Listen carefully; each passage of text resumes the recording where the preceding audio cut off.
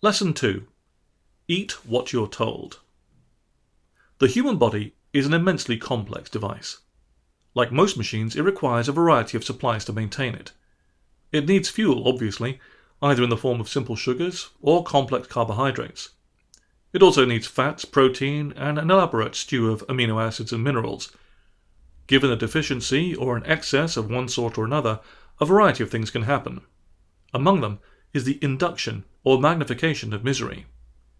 It can sound almost impossible to get one's body perfectly balanced, and therefore trivially simple to stir disorder and chaos. In the primitive environments in which the body evolved, however, the diet was enormously variable. One day antelope, the next day nuts. One could not supplement a meal of berries simply by swallowing a daily senior Vitapack 50+ pill or ordering a macrobiotic smoothie at the juice bar. We adapted by developing the capacity to store many nutrients and by using cell walls that select what they need from the bloodstream and mostly ignore everything else. As a result, it can be more difficult than you might think to produce an imbalance. Our challenging early environment did help us in one way, however. It left us with taste cravings. Certain nutrients, like salt, were somewhat hard to come by in times past. Nature compensated by providing us with a powerful drive to search out and ingest those substances. If they were lying around, we'd definitely want some, rather than leaving it behind, where the tribe moved on. Skim milk yogurt? No. But do we have any of that salty boar's blood? Enter modern agriculture.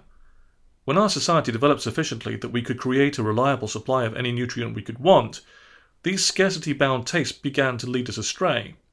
Today we turn our noses up at much-needed sources of potassium, but gobble down as much sugar, salt and fat as we can get our hands on.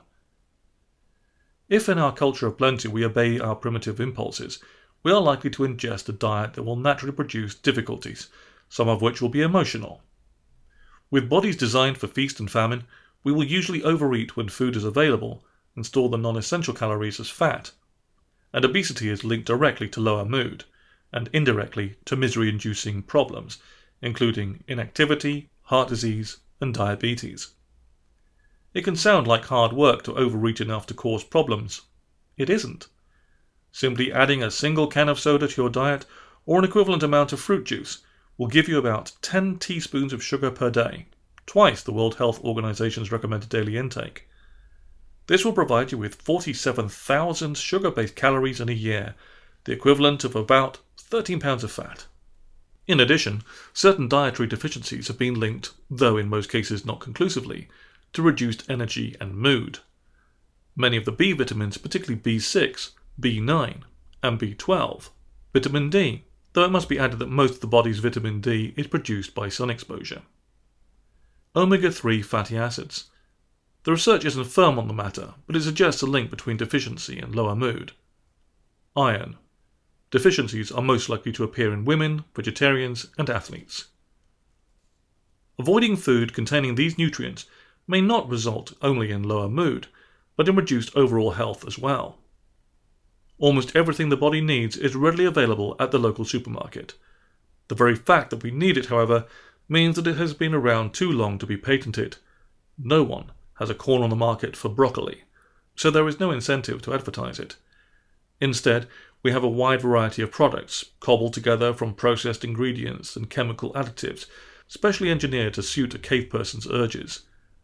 The recipes for these concoctions are proprietary, so companies stand to make a lot of money if they can create an awareness of and craving for the taste of their own specific products.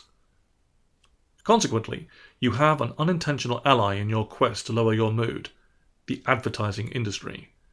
Simply place a notepad by your television, jot down all the products advertised, and use this as your weekly shopping list. Buy these, and you will be imbalanced mentally and physically within weeks. Further, you will be well on your way to a lifetime of impairments. Eat what they tell you.